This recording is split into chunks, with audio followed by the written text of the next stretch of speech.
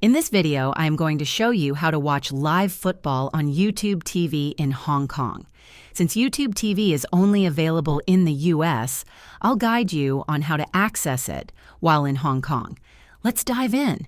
To watch live football on YouTube TV in Hong Kong, you'll need a virtual private network, VPN, to bypass geo restrictions.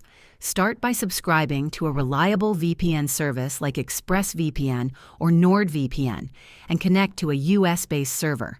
Once connected, sign up for YouTube TV at tv.youtube.com using a US payment method or gift card.